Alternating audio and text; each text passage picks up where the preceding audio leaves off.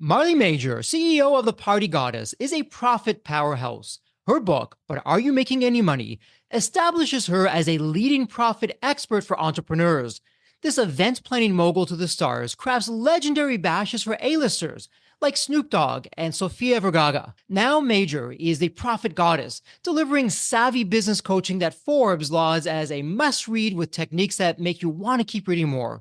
A lauded speaker, Major's profit mastery has earned praise from the Wall Street Journal to her sold-out seminars, empowering entrepreneurs to achieve lucrative business success. And before we start the episode, a quick word from our sponsor, Deep Wealth and the Deep Wealth Mastery Program.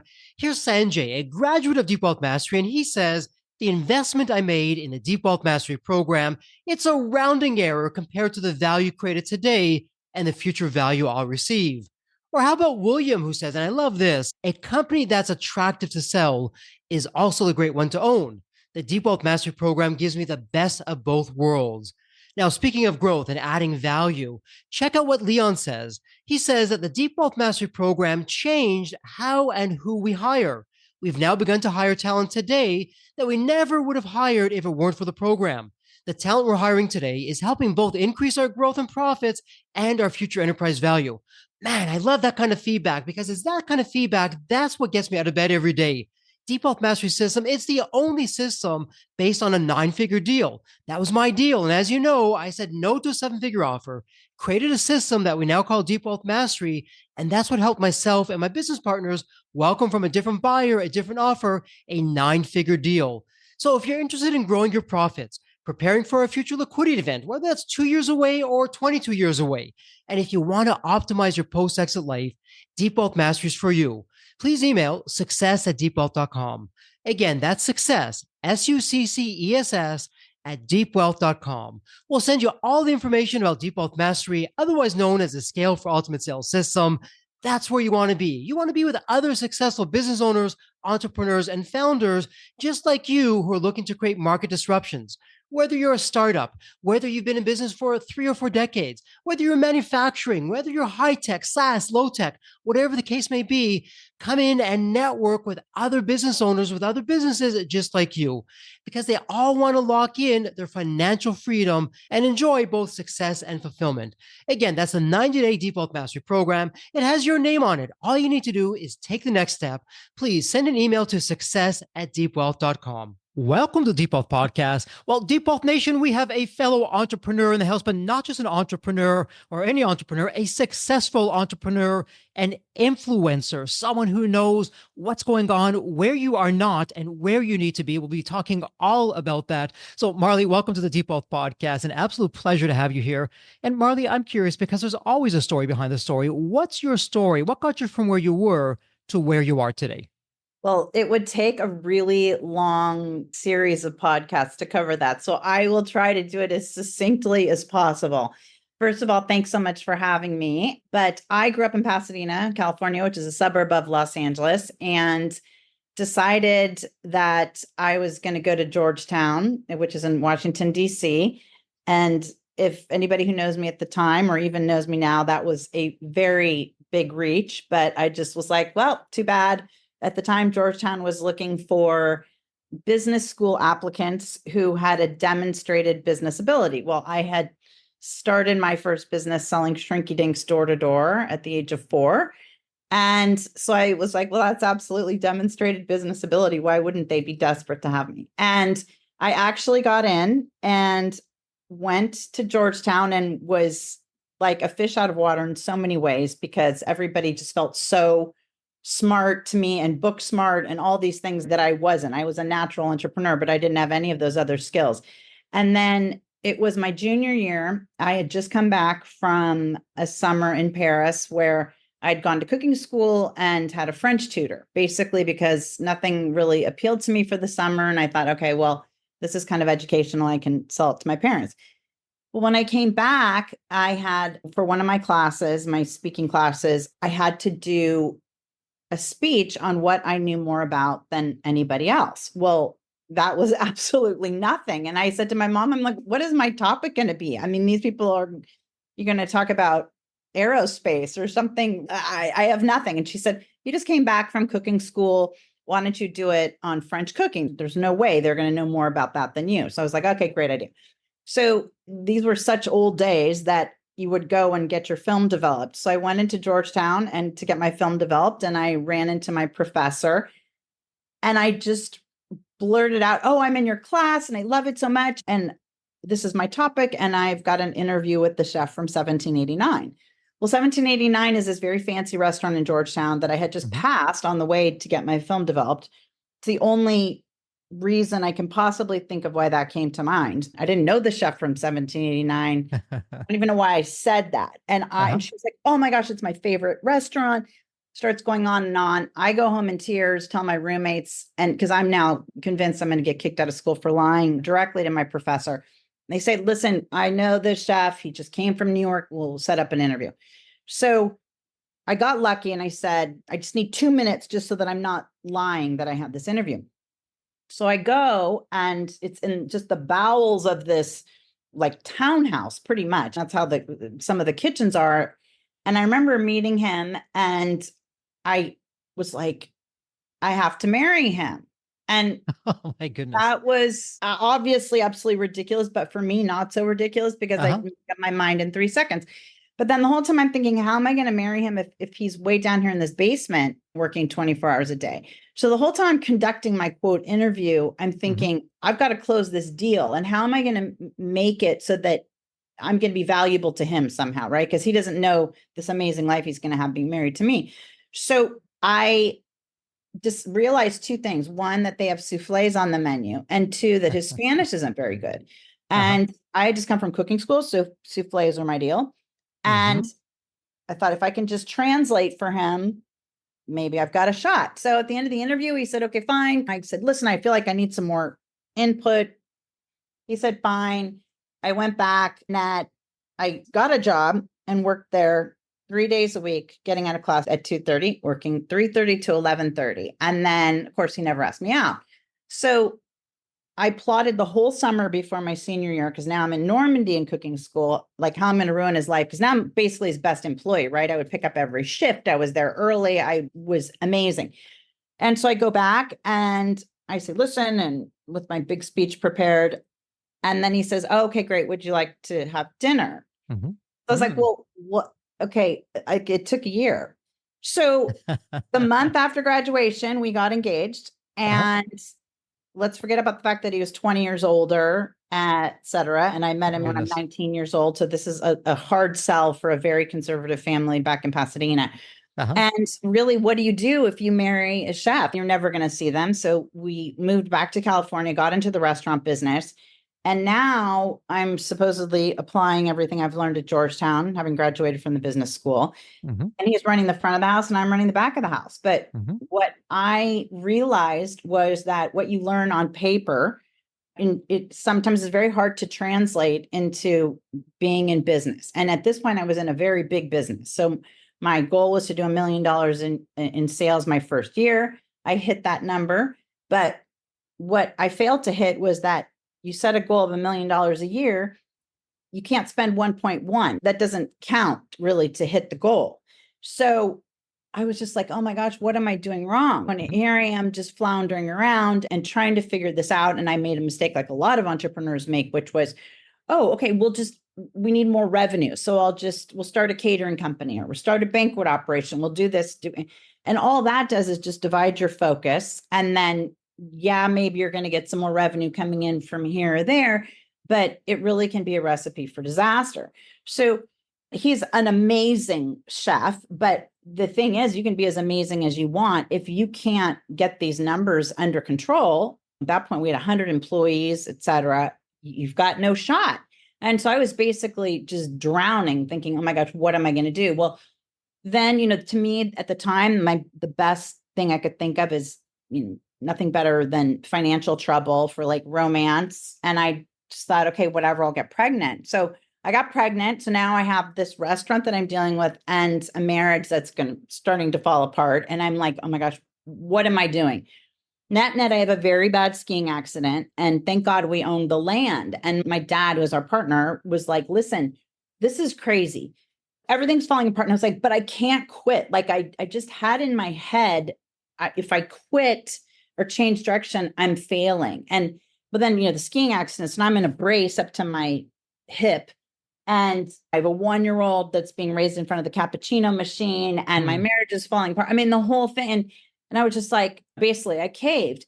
Well, what we ended up doing was we partnered with another restaurant group because they had been after us all the time because we had a great location.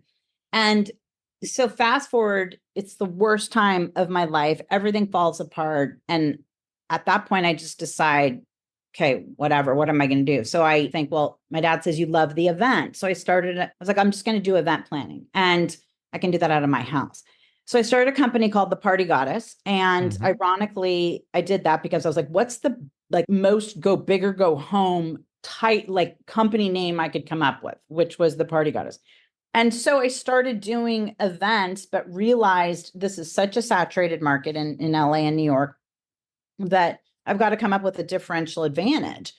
And so what I did was I started realizing that celebrities were going to be the key. If I could just get some celebrities, then I should be off to the races, right? Because growing up, my friends who had more money than most of the celebrities, I always noticed they were reading magazines or looking at what this one was wearing, and they would buy it. And I was like, but it's not even the best product. So I set out to get some celebrity clients. I had idea where to start, and came up with this thing with a publicist friend of mine who was in the fashion industry. And she said, hey, listen, let's send them some gift certificates. And that point really changed my life, because that was when I started getting celebrity clients like Britney Spears and Sofia Vergara and Snoop Dogg and Rolls Royce, huge companies. And all of a sudden it was like, wait a second, I'm no different really than I was before. I was a great event planner before, but now because I have celebrities, we start getting all this publicity and press. It was just so bizarre to me to make that connection, that it's just so much. I mean, yes, it's about marketing, but it's about just presentation and positioning. And I was listening to one of your other podcasts, which was terrific. And it was about mindset. And I was laughing because I was thinking, well, Lord knows I know how to get into a positive mindset where you just literally believe that you are at this level, and it starts to work out. Well, at that point, then I still was having a lot of the same problems in terms of, I had huge clients and I had a very different business model, but I was starting to run into the same issues that I had before in the restaurant business in terms of my numbers, and just not really grasping how could I get this big deposit for an event, and then it's like at the end of the month, it just felt like, where did all this money go? And so I decided, there was my industry convention at the time.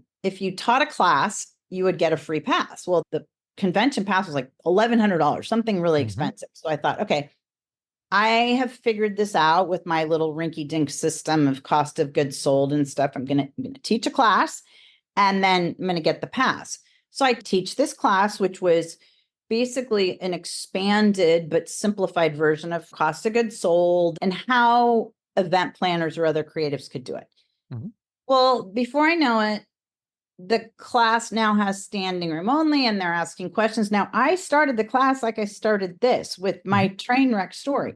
And they start asking me all these questions and how do you price this? Do you do a markup? Do you do this? And I was like, okay, let's remember why we're here. I'm here to get a free pass. Our commitment is coming to a close. And did you not realize that I'm the one that is the biggest money train wreck ever? And they're like, but you're the only one answering the question. And it was so bizarre to me, but I was like, well, okay, if I can answer.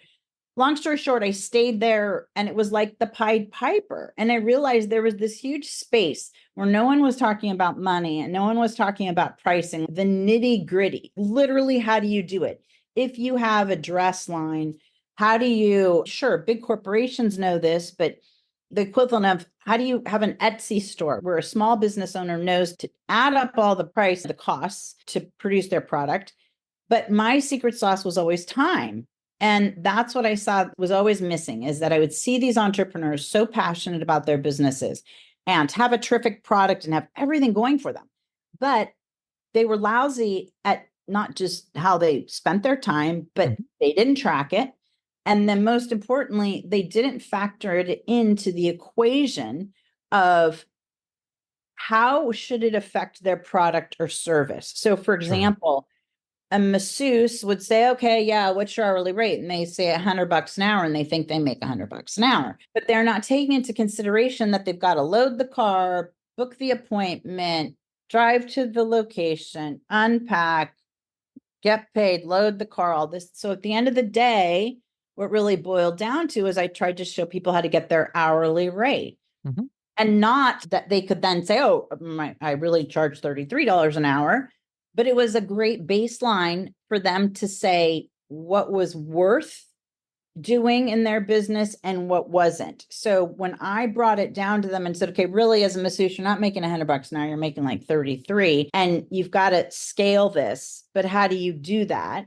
Hmm. And then the next question is, well, I need help. And okay, can I hire an assistant? Well, okay, if you could pay an assistant to do these tasks, what's your highest level of activity? And so I started working with people to create that and basically cut the fat out of what they were doing in their businesses, either delegate it to somebody else or figure it into their pricing.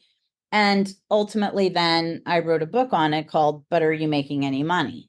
And the title of the book comes after many conversations with my dad at dinner, who was a very good businessman who would say, Yes. oh, I'm doing this for Britney Spears and the Hollywood Bowl, and we're doing the Critics' Choice Awards and all these things. And he would say, but are you making any money? And I was always like, wow. And he's like, no, how much is in your bank account? What? Well, depreciation. You're not depreciating martinis. What is in your bank account? How much do you make from each of these parties? And I really realized I had to just continue down this path, and Hmm. that there was this huge space primarily with women, definitely with men as well. But what I found was a lot of women were, let's say they were reluctant entrepreneurs or they were intentional entrepreneurs, but they were leaving something, let's say where they were the top of their game, like the big law firm. And then they said, okay, I want to go now and have a product or bake cupcakes and start the next revolution. And they didn't know, they didn't have the skills to translate to what they needed to do, boots on the ground. But the most Sure. important component was that they felt like a fraud, and they felt like, oh my gosh, I didn't go to business school for this. I'm not going to be able to do this. Everybody else knows how to price and do these things, and I don't. And so that's the space that I came in where, yes, I still do events, but I wrote this book, and then I have another one coming out probably the beginning of next year Hmm. called Whatever You Do, Don't Do This, because it's an absolute laundry list of all the things as entrepreneurs, all these mistakes we made. But my space really ended up being about where do you spend your time? And to your point, like how you're leaving so much on the table, and Yes. how Yes. how you're just strangling yourself because you're not spending your time effectively. And most importantly, we're so often careful about money, or, oh, this costs this or this costs that, but we waste our time constantly. And we don't realize we can always make more money. There are always ways to get more money, but you can't get more time. We can Mhm. make an argument, you can get it if you meditate and things like that. But really, you can't buy more time. You can always make more money, but it's lost on most people. And that's often at the root of their business challenges. Wow, my goodness, Marley, there is so much there to unpack. We could forget this episode. We can have a whole series of what's there. I'm going to do my best at the time Yes. that we have. But for Yep. starters, you've got to go down in the books here at Deep Wealth Nation as likely one of the youngest entrepreneurs at 4 years old. You're already in business. I love that. And by the way, for our Deep Wealth Nation, in the show notes, please go to the show notes. Marley has an amazing book. We're going to talk about that. But are you making any money? Stop being busy and start creating cash. I just love how you're, boom, right there. Here's what's going on. Here's the right questions. Don't confuse activity with progress. Right. Now, one thing that really stood out for me, and some people call it imposter syndrome. I'm just going to call it the entrepreneur syndrome, Yeah. where when we go out in business, we don't really, well, I'll speak for myself. When I first went out in business with Embedded as an example, my goodness, Marley, I was undercharging. I'm going to use another F word, fearful. I was fearful of charging what we were worth. Now, over time, that changed. And now my MO when it comes to business is I go for the premium. I don't have to be the biggest business in the world. I just want to be the Oh, most profitable. If I can right. be at the premium and charge really the best possible value at the highest price, there's a Absolutely. certain segment for that. Now, I'm going to make an assumption here, and you can tell me, Jeffrey, you're on base or off base. You're with the A-listers, the celebrities, the people that are known worldwide. And I take it there's a big difference from that versus a party planner who's your local neighborhood party planner and is doing different kinds of events. It's a stratosphere of difference. And so for our listeners in Deep Health Nation who are thinking, yeah, I hear you, Marley, but my goodness, I don't think we could ever be at the top of our game dollar wise. I would be afraid to charge that much or be ahead of everyone else in terms of having the highest price out there. Dealing in, let's call it the luxury market that you're in or the high end of the market, what advice would you give to the listeners out there of why they're really missing the boat, literally and figuratively, by Yeah. not being there? Well, I've got a couple key points as to why. First of all, there is very little difference between the very high and the very in lower end or lower prices. And here's Hmm. why. Remember at the beginning when I said I was, hung out my shingle as the party goddess and basically I had the experience of an event planner, but I had never had an event planning company. So I wasn't Hmm. known for that at all. So I was doing what everybody else does, right? You do the Sure. $500 baby shower, it was only until I switched my mindset and said, listen, I need a strategy here in order to charge what I'm going to want to charge, I need to get some credibility, be the quote expert in the field. So the advice for people who are listening, who are like, oh, there's no way I'm not at that point. Hmm. The takeaway instead is find out who are the influencers of your town, of your region, of pool of potential people, right? Because Sure. that's the fastest way to charge more. As soon as you get somebody like that, doesn't have to be Snoop Dogg. It can Hmm. just be the mayor, the family that's been in town forever, that third party endorsement, right? And all of a sudden you're like, oh, wait, they use that service or that product. Wait, I'm going to also. And that's like an instant point of elevation. The next thing is you have to start with it's a Stephen Covey thing. You begin with the end in mind. Where do Sure. you want to be? And you have to keep seeing yourself that way. And then what you do in the meantime is you create the roadmap to get from here to here. And that means you elevate your Instagram or your website or the articles that you start publishing articles on different things, whatever you need to do in your space so that anybody who comes across your profile is going to say in pretty short order, oh, they know what they're talking about. And that alone, it's like you have 30 seconds or less to make an impression. You want somebody to be able to see and be like, oh, okay, check the box. They're worth the higher prices. That's really the place to start. But it's also the key component that's like in the E-Myth Revisited about working on your business and Hmm. not just in it. And that Sure. is so, so, so important, especially since we're talking about time, because most of us feel like we don't have enough of it. Now, in this case, with time, you can't just work. Like in my case, we get very busy. We're working on an event, we're working on an event, we're working on an event. And so then we put off closing the next deal or keeping that sales pipeline going and that sales pipeline nurtured.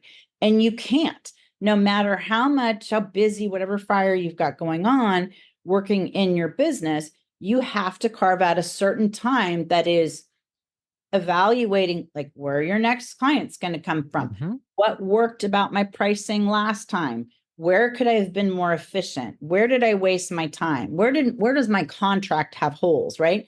That working on your business time is what's going to pay the huge dividends. And as long as you're knee deep and just saying, I don't have time to do things like that, you're in big trouble. And to me, you're never really going to break through to the next level, whatever that is for you. Yes, well said. And Marley, one quick question for you. So when you're at the higher end, Yeah. it's like anything really in the luxury market. I can pick any brand here. Maybe it's a Rolls Royce or a Mercedes or a Bentley, who knows?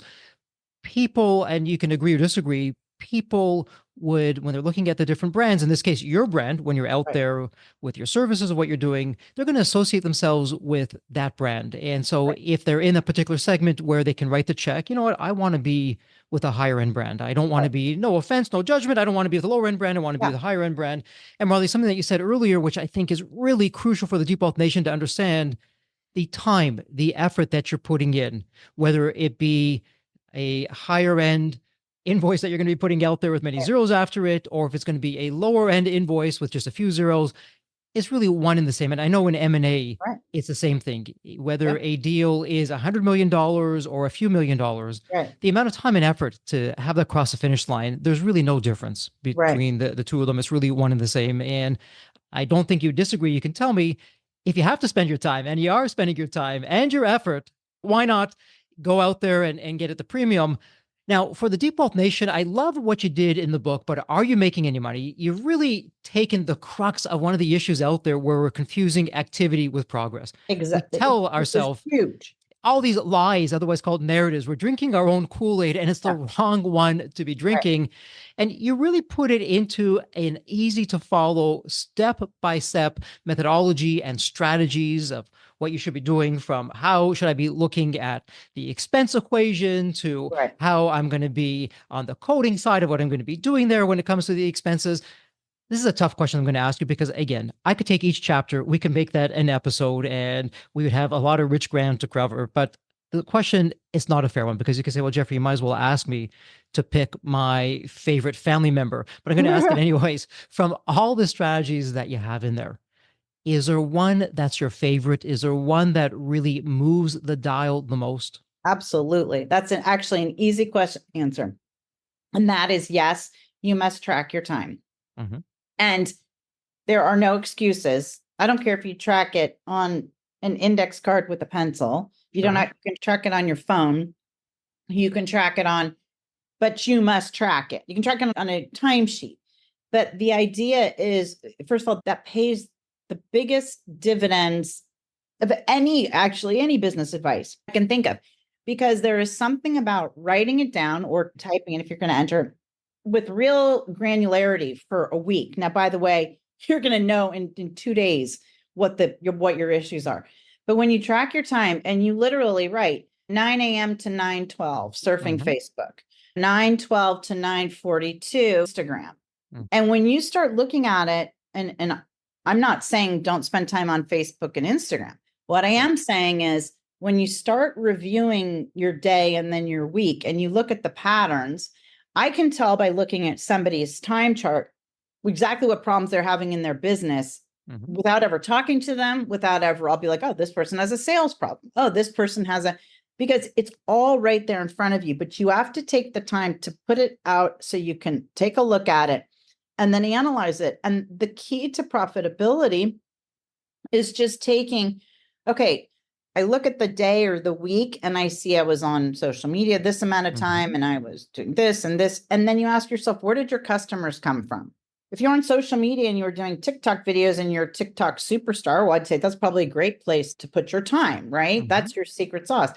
But what are you doing? Are emailing contracts or paying bills and being your own bookkeeper, that kind of thing? Well, that's not going to bring in money for the most part, Sure. unless you're writing handwritten notes that says, please give us more business or something like that. Yeah. So how do you substitute the lowest level activities Mm-hmm. with your highest level activities? And as soon as you can come up with, let's say, 3 of those, Mm-hmm. now you're truly on your way, because you're going to take a few things that you can pay somebody minimum wage or whatever, $20 an hour to do, Mm-hmm. that frees up even 1 hour in your day. Well, if I say, okay, great, I just freed up that 1 hour in your day, but now I want you to tell me what are the highest level activities you can do in 1 hour. Well, for me, let's say it'd be doing a big podcast like this, right? I spend Mm-hmm. 1 hour doing it. It's going to go all over the world and back, and you're going to put show notes, and that's going to have legs, and there'll be so many different ways to leverage this, right? So if that's the case, that one substitution of the bottom of the barrel to the cream of the crop Mm-hmm. changes everything almost instantaneously. But we have to step back to know which change to make. And we can all do that just by figuring out where we spend our time. And actually, it's a great segue to one of the questions that I had. And once again, this marvelous book that you put out there, but are you making any money? And I never quite heard it this way. And perhaps it's just me not being in certain circles, but I love how you did this. This is in part two. You're talking about expense coding explained. Yeah. And for the Default Nation, for their benefit, can you just share the insights? Okay, why are we doing coding in the first place? Why is this important? And then really, this is part of your secret sauce in what had you get 100%. out there to the stratosphere. So what's going on with that, Marley?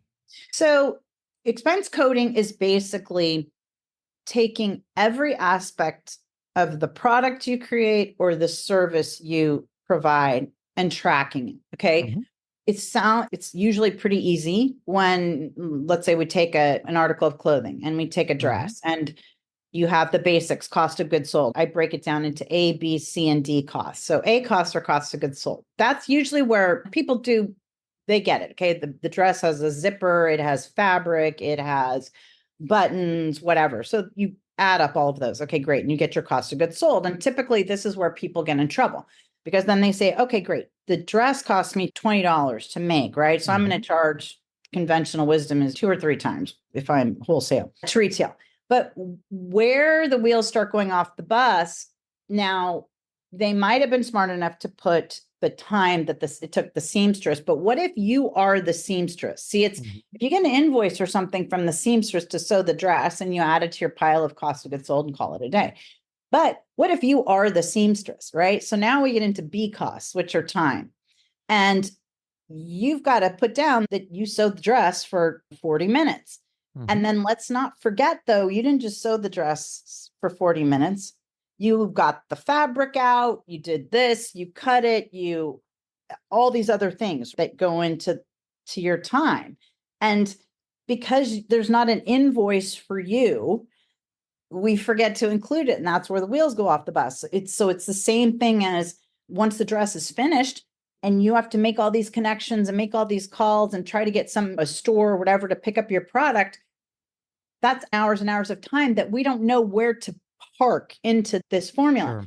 And then the C costs are what I called forget-me-nots. And this can be another real trap because these are the small things like, oh, my cost of goods sold for linens is $20 each, but we forget that, oh, I need them. I didn't order them fast enough. So I need a rush shipping charge. So I've got that, or I have to pay a tip for the guy to bring them up to the room, or all these little tiny things that add up, parking for the picking stuff up, that also start eating into your margin. And then the D costs are, of course, overhead. What I found is that overhead, ironically, people don't usually get in as much trouble with overhead because it's obvious. They're like, oh, I'm paying way too much in rent and I don't have the revenue.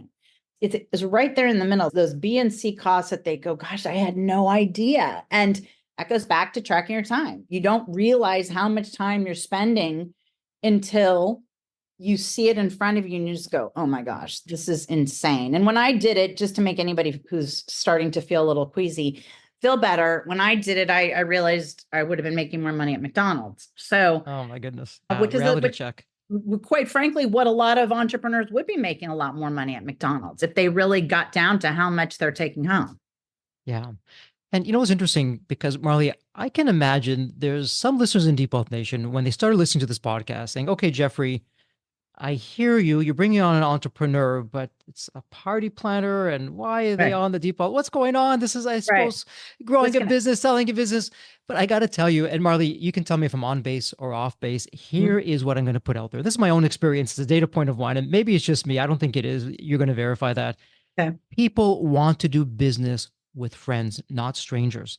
Absolutely. And when you're out there with these A-listers, it's not just a party that you're putting together for them. Yes, perhaps surface level it is, but business is taking place. Relationships are being deepened. This is where you get that inner circle that's going on.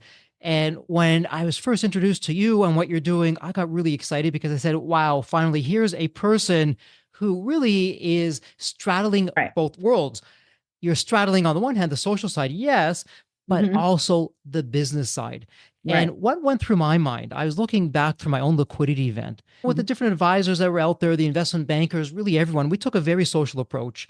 And Mhm. it wasn't just a business meeting. After the business meeting, we would have a social at the business where we would have a time to sit down and talk, and there'd be drinks, dare I say, cigars, other kinds of things. Everyone Right. was just having a really good time, all legal, all above board from that side. Right. But it Right. wasn't expected. It wasn't traditional. And I got to tell you, even with the different buyers at the table, that's where the barriers broke down. And we just Yeah. became people at the table, all looking to create a win, not an I win, you lose, or you Mm. win, Right. I lose. It was really a win all around the table because there's that social element. And Yep. what I wanted to ask you now, on behalf of Deep Wealth Nation, someone like yourself, you can come in there and put together, whether it's a function or a social or a party, whatever we're going to call it, that yes, it's on the one hand, perhaps out there on the social side, but it's really business. It's business development. It's deepening the relationships Right. where people, again, well, yeah, I can choose from anybody, but hey, Jeffrey's my friend and he had that great party and I was there and I met some network and wow. So what's going on with that? What would you say? Well, I would say, especially after COVID, it goes back to what you learned at Business School 101, which is people do business with people they know, they like, and they trust. Yeah. And we used to make fun of my dad growing up, but he'd golf every week. But he would say, that's where you make the relationships. And he said, that's Yes. when, how the reason you hire your lawyer and your dentist and all those people from the golf courses, he said, you can tell a lot. If the guy cheats on his scorecard and he's a money manager, that's not the one you want to hire. Yeah. If Red this one flag. loses their temper, but sometimes you need to see people in other environments. And Yeah. there's a reason why these days everything is the marketing story, right? It's all about the backstory. And we want something to connect to that doesn't feel like I'm just ordering from some warehouse in China with nobody behind it. Not that there's anything wrong with that. But if we can feel like there is some connection to the product or service, and we get to know that, and those bonds, it is amazing. When we got into the restaurant business, and fortunately we bought the land, Mm-hmm. we had identified a bunch of properties, but we just weren't at the right one, and we couldn't close the deal. And there was a girl that I went to grammar school with, her family, and my mom ran into her uncle outside of mass and closed the deal for us on the church steps outside of mass, because it wasn't getting done with the middlemen and the lawyers and all this other stuff. And it turned out to be literally the greatest business deal that has set my life up. But there's no way that deal would have gotten done. He didn't even want to sell the restaurant. That deal only got done because he thought, this is another family like ours who wants to start out like he had started out a million years ago, Mm-hmm. and was going to take care of his building, even though he was selling it to us and stuff. It makes a huge difference. It's the Sure. reason why we know when there's bidding wars for houses and people write a letter and it connects, and sometimes it's not even the top offer. People are desperate for connection. And it's absolutely positively true. After COVID, people, I think, are just craving it. So this is the spot. You don't have to throw $1 million party, right? You can do a pop-up at a restaurant or your house or whatever, and just say, hey, listen, let's get together for a couple hours, and maybe you want to blow off steam. Maybe you want to just share your top 3 business ideas. Maybe you just want to bring in another friend who is new and provides a great service, whatever it is. But at the end of the day, it always comes back around. In my opinion, that is never going to go away. I don't care Yeah. what AI Yeah. does. I don't I'm care. with you. Got to have Yeah. that warm body at the end of the line. And as crazy as this sounds, Marlene, before we go into wrap up mode, unfortunately, we have to go into wrap up mode. We're bumping up against some time. But Yeah. as crazy as it sounds, perhaps you're having your clients over or prospective clients, and it's contract renewal time. Crazier things have happened. I can just imagine a client or prospective client saying, okay, do I go in this direction? Well, they throw such great parties. I have so much fun. If I go in this different direction, wow, am I going to miss those parties? Yeah, why not? Let me just go ahead. It sounds crazy. It's a human condition. We want to connect with each other. It's a human condition. But here's the thing, you remember all the things that you find out by going to somebody's event, right? You see Mm-hmm. who their friends are. If somebody goes to my event, they would see people my parents' age, they would see kids, they would see people that I'm in business with, I went to school with. You can't maintain all those kinds of relationships if there isn't something behind it. So it's show what's in your kimono and be proud of that. That's what Exactly. sells it. In Exactly. addition, is these days, there's so much catfishing in every aspect of business. But it's like, wow, this many people, she'd have a really hard time being a total con artist with this many people that have been around since she was born. So if you look at it that way, it takes a different course with how you develop your relationships. Well said. And with that, Marley, we're going to go into wrap up mode here. It's a tradition on the Default podcast where every guest I have the privilege and the honor of asking the same question. It's a really fun one. Let me set this up for you. Okay. So when you think of the movie Back to the Future, Marley, you have that magical DeLorean car that will take you Yes. to any point in time. So the Yes. fun part, Marley, is tomorrow morning, you look outside your window. Not only is the DeLorean car curbside with the door open, you're going to now hop in. You're going to go back to any point in your life, Marley, as who knows, a young child, a teenager, whatever point in time that would be. What would you tell your younger self in terms of life lessons or life wisdom? Or, hey, Marley, do this, but don't do that. What would it sound like? Well, the list of do this, don't do that would be very long. But what I would say is I would remind myself that it's all going to be fine. I would remind myself to just keep putting your head down and trusting your instincts, but to work hard and mitigate risk, to always have a little more padding than you think you need, whether that padding is a little more time to get to the airport, or whether it's a little more padding in your savings account, or whether it's a little more time to get a contract sent or a few more clients in the pipeline, because that padding is what creates confidence and allows you to be more resilient and not get yourself pushed against a wall. Wow, I love that. So give yourself some more padding, some really just in case. And with that additional padding, you're getting some more confidence, you're getting some more resilience for those who know what happens. No problem. I gave myself some extra time, or I have some more leads in the pipeline, or I have a few more dollars in the bank. Not a big deal. Well, it's what you said at the beginning when you said you had to redo your whole computer and you're like, how's my sound?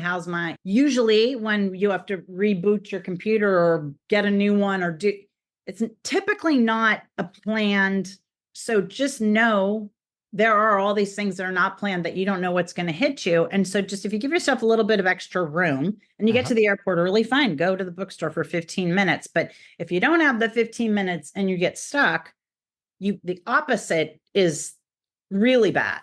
So a little bit of padding buys a lot of peace of mind. Love that. And before we officially wrap up, I know for Default Nation, again, go to the show notes, click on the link, get the book, but are you making any money? Stop being busy and start creating cash. And that said, Marley, if a listener, they have a question, or better yet, they want some business advice from you, or they would like you to put together some kind of a party or a social for them, where would be the best place online for them to reach you?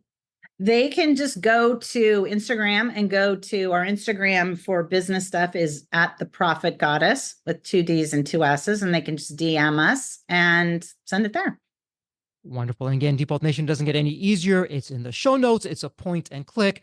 Well, Marley, congratulations. It's official. This is a wrap. And as we love to say here at Deep Wealth, may you continue to thrive and prosper while you remain healthy and safe. Thank you so much. Thank you for having me. So there you have it, Deep Wealth Nation. What did you think? So with all that said, and as we wrap it up, I have another question for you. Actually, it's more of a personal favor. Did you find this episode helpful? Have you found other episodes of the Deep Wealth Podcast empowering and a game changer for your journey? And if you said yes, and I really hope you did, I have a small but really meaningful way that you can actually help us out and keep these episodes coming to you. Are you ready for it? The dramatic pause. I'll just wait a moment. Drum roll, please. Subscribe. Please subscribe to the Deep Wealth Podcast on your favorite podcast channel. When you subscribe to the Deep Wealth Podcast, you're saving yourself time. Every episode automatically comes to you. And I want you to know that we meticulously craft every one of our episodes to have impactful strategies, stories, expert insights that are designed to help you grow your profits, increase the value of your business, and yes, even optimize your post-exit life and your life right now, whatever you want that to look like. And every time you subscribe and a fellow entrepreneur subscribe, it's a testament to how together, yes, we are changing the social fabric of society. One business owner at a time, one liquidity event at a time. So don't let the momentum stop here. Subscribe now on your favorite podcast channel. You'll never miss an episode. You'll be the first to hear from the top industry leaders, the innovators, the disruptors that are really changing and shaping the business world. And maybe you're commuting, maybe you're at the gym, maybe you're taking a well-deserved break that we spoke all about on this episode.